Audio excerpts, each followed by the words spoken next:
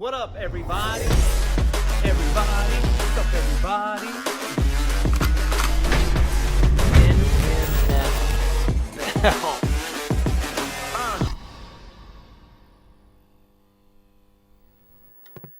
What's up, guys? Welcome back to the channel. I'm here, Stephen Wonderboy Thompson. Got Sweet Tea in the background, making everything happen, doing the camera work. But we are back, y'all. We are back at it, and I'm here to discuss with you guys my whole UFC Vegas 17, which was pretty cool. I mean, it's my first fight back this year, right? It's been a year since I fought.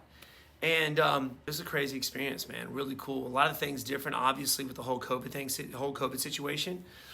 But I thought it was really, really interesting and just unique. Never experienced anything like that before in my life. I mean, obviously the fight game, but everything leading up to the fight was pretty cool, something special. But yeah, so we're gonna get into this right now. Let's do it. By the way, if you like the content, guys, make sure you hit that subscribe button. We always love to see the comments. Yes, we read the comments. Let us know what you guys wanna see on the channel. And of course, the goal is to try and get 6,500 likes in this video. You guys make it happen. I love you. Thank you very much. Let's talk about it. Everybody knows I was co-main event. You know, the main event ended up falling out. So the co-main event, me and Geoff Neal got pushed to main event and short notice, which I was okay with. I had like 5.5 weeks to prepare for this fight. Of course, I've been out for a year, but I'm always training. So helping my other guys, my sparring partners and stuff, get ready for their fights. So I was in shape. I didn't mind it at all. It's something I'm used to. I think this was my 7th main event, so had a lot of experience in that area. But we left on a Tuesday leading up to the fight. We got to Vegas, which was crazy because they had like this bubble that you can't leave. As soon as we got into the hotel, it was like, like on lockdown. It was like a prison pretty much. It was pretty cool though. We got there, we went into this like trailer where the UFC was taking temperatures and we had to take a COVID test. And of course I was COVID tested before we ended up showing up, but we got COVID tested then. As soon as we got COVID tested, we had to go to our room and we were quarantined for 24 hours. Couldn't leave. We had 3 different rooms. I had to stay in a room. My two cornermen had to stay in different rooms. My dad had to stay in another room, and Coach Carl Reed had to stay in another room. They gave us a 4th room. That was our workout room for the week. We couldn't share any workout rooms with any of the other fighters. They were taking it super seriously, which is understandable. So quarantine for 24 hours. We ended up going to our room, got a good workout in, broke a sweat, and I showed up weighing like 182, which is really low for me. I normally show up the week of the fight weighing like 185. I was 182, so I was really focused on my diet this fight. I really wanted the weight cut to be easy for me. After being, having a year off, wasn't really sure how my body was gonna handle it. So was really focused on my diet, felt great. Ton of media for this one.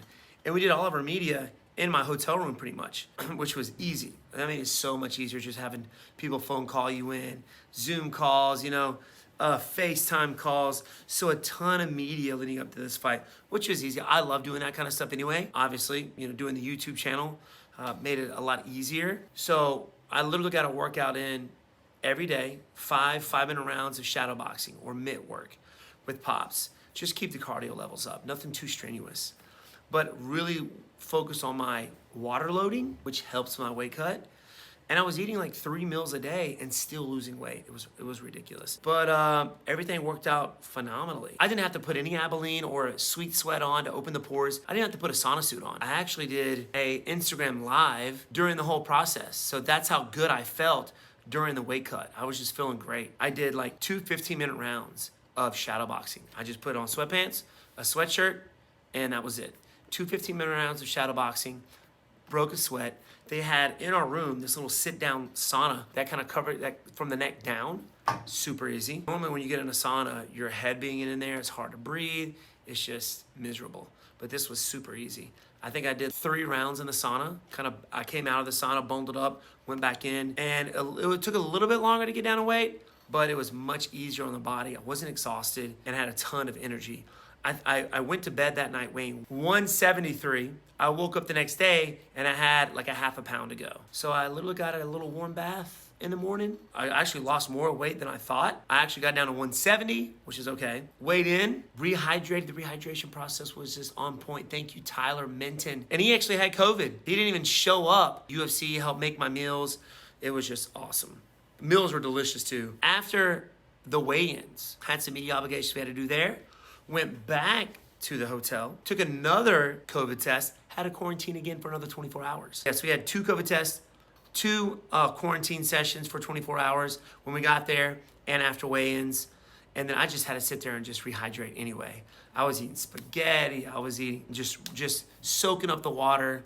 I actually ordered like hibachi chicken that night to get that sodium back in. Oh, it was so freaking good. I'm hungry right now. My mouth is watering right now just thinking about it. So during the fight, I felt great. Now, fight day shows up, Saturday. Obviously, the nerves are there. This is when the anxiety really hits you. So it's hard to really like eat anything. I think I had breakfast. I had lunch, and that was it. It was like something small. I just focused on drinking water. I really wanted to be hydrated for this fight. And being out for a year, you kind of question, is my cardio there? Having a 5.5 week training camp. And that stuff kind of pops in your head the day of.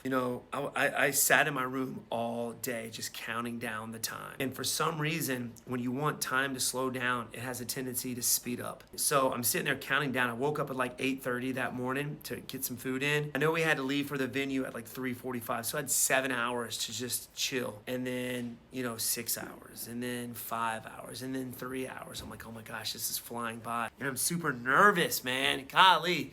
I don't know why. I've got close to 80 fights and I get so nervous. And not just going out there to fight, but as a fighter and all the fans and stuff, like the media kind of gets to you. I started out in this fight being the favorite. And then it came down, Geoff Neal being the favorite. And people are questioning, I'm getting older. Right? I'm 37 years old. Does he have the chin? Does he have the cardio? Does he still have the speed? So all of this is kind of going on all at the same time, leading up to the fight. But in my head, I know why am I thinking about this stuff? I know how I performed in training camp. I know how I feel. I'm progressing, better now than I was, 5-6 years ago. Like I'm getting better. I feel like I'm faster too. So you gotta push that to the back of your head and suppress those types of feeling leading up to the fight. So you're fighting that. That's an act of a fight in itself, because all this stuff is popping in. You gotta replace it with positive feelings and positive thinking. So it's time to leave for the venue. At the time in Vegas, it's 3:45. And that's when it really hits you. You're leaving your comfortable space, right? In your hotel room, in your bed. So I'm leaving for the venue. I get there, you're having to walk through the halls and you're seeing your fighters and you're seeing these guys coming out from their fights. They're banged up. Some people are crying. Their fights are over, Their anxiety is done. They're kind of where I want to be at this point. That's why one of the reasons I hate being main event, because through the whole process, you're seeing people after the fight's over and they're laughing, they're having a great time with their coaches, and I'm sitting there in the back just like nervous, man. I want to be where they're at. And literally, I get to my room and there's like 5 fights to go. And for some reason, I always feel like we're rushing things. I still got to get my hands wrapped. I still got to warm up a little bit. And my dad takes a long time wrapping my hands. When my dad wraps my hands, he does it right. Like, there's like a full-on boxing wrap, and I'm trying to fit him in these MMA gloves. But it takes forever, and I'm like, oh my gosh, like I'm thinking, am I going to have time to warm up? And while I'm sitting there getting my hand wrapped, like these fights are being finished pretty quickly. There's a lot of knockouts. Finally, my wraps are done, and I get to warm up a little bit. And normally when I warm up, and after I do a little bit of mitt work, like my confidence kind of, it starts to improve, The anxiety leaves me a little bit. But I don't like to warm up too much. I don't break. I know guys who will warm up for a straight hour before they go out there and fight. They're in a full-on sweat. I don't like to do that. I feel like I'm wasting energy. So I'll hit the mitts a little bit, and then I'll chill. I've kind of trained myself to sleep. So I'll get to the back and I'll lay down and I'll go to sleep, but not fully go to sleep. It's weird. It's like I'll put myself in a state to where I'm asleep, but I'm not fully asleep. I kind of hear what's going on in the background, but I've kind of calmed myself down a little bit. 3 fights to go. 2 fights to go. And that's when my dad wakes me up and gets me moving around a little bit and gets my head on straight. And we always done this ever since my very first fight. Me and the coaches, we get together, we pray up. We always say a prayer, to give me good health. Not just me, but my opponent as well, that we leave healthy, that I'm able to keep my mind right, my focus into the entire fight. And then it's go time. And I know that I'm last out, so I kind of hear my opponent, in the back. I hear him hitting mitts and things like that. But then, as some of you guys know as fans, my dad always tells me before I walk out, looks me in the eye, gives me a hug. He says, look, Go out there. You've done everything you've possibly could to prepare for this fight. I know it. You know it. And no matter what happens, you got family still going to love you. Your friends, your fans are still going to love you. So go out there and just do your thing and have fun. That always kind of calms me down. And it's walkout time. Camera's on your face. And for some reason, I hate it when the camera's on my face because the light is really, really bright and I feel like it messes with my focus. I don't know, everything's going through your head. And then I go out into the cage. It's always a blur, like it happens too fast and you can't really enjoy it because everything happens so fast. The walkout, taking your stuff off, giving your coaches a hug, telling them you love them, thanks for everything. The ref checking everything, checking your fingernails, patting your cup, make sure you got your cup on, vaselining you up, and next thing you know, it felt like that was 2 seconds, and now I'm in the cage. The announcer does his thing, and I remember thinking, all right, here we go. And that's all I remember. That's literally all I remember. It's funny because I'm sitting there getting ready, I'm looking at my opponent, I'm looking at the ref, and I know the ref won't start the match until the gate is closed. And I always look over every fight. I look over at the guy getting ready to close the gate. And it's almost like it's slow motion. Like he puts that little rod in and he closes it. It's always like a slow motion. And once it's in, I look at my opponent and the referee says fight. And then it's a blur until the very end. There's parts in there during the fight that you kind of remember glimpses of. Because sometimes there's a little quick thinking of, I'm gonna throw this, or you're not really thinking it. It's almost like not a think. It's hard to explain. You're almost like, you're not telling yourself to do something. It's like your body just like, do this, boom, and then you do it, right? I don't know, it's like, it feels like it's faster than thinking for some reason, I don't know. But it's a blur until the end of the fight. Like I remember little injuries, like the headbutt, like I remember that. Because they had to stop it. And I didn't know I was bleeding at the time. I didn't think I was cut. I just saw him bleeding. And I thought the stuff coming down my face was just sweat. I didn't realize I was cut until I got back to my corner and they were putting pressure on my head. So I was like, man, it must not be a bad cut. As you can tell, it was pretty good. Pretty good cut. Then I remember things like, I threw a few head kicks that were very close. I remember him burping out there in the fight. The burp was so loud, man. I've never had a fighter do that.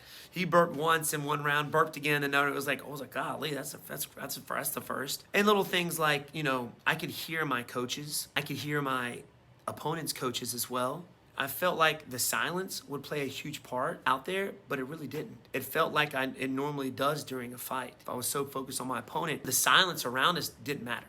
5-minute rounds of nonstop getting it. Got my hand raised at the end of that fight. If you haven't seen it, I recommend you guys going back and watching that fight. It was awesome. But Geoff Neal was super tough, man. Super nice guy. It was an honor sharing the octagon with him, and we haven't seen the last of him. But there you have it, man. A little update, injury update. I had like a big cut here, obviously the big gash here and a cut here. These here are pretty much all healed up. I heal very fast anyway. I got a superpower. We'll go into that later. This one you can still see. I'm kind of happy with this because I like it's like my own Harry Potter scar. Huge Harry Potter fan, by the way. So I got my own Harry Potter scar. That's healing up nicely. Now my quad, I haven't had an MRI on that. We got that Thursday happening. MRI, we'll find out what the damage is there. We think it's a quad tear. Hopefully it's not a tendon tear. Tendon will take, obviously, surgery and a little bit longer time for healing. But keeping my fingers crossed, man. And I just want to shout out all my fans, all you guys out there that have supported me through the channel, through my social media, just as a fan, period. I do it for you guys, and the love and support that you guys have showed me have just been amazing. So I love you guys, and we'll keep the content coming. And yeah, there you have it. If you like the video, man, hit that subscribe button, you guys. We love you, and we'll catch you later.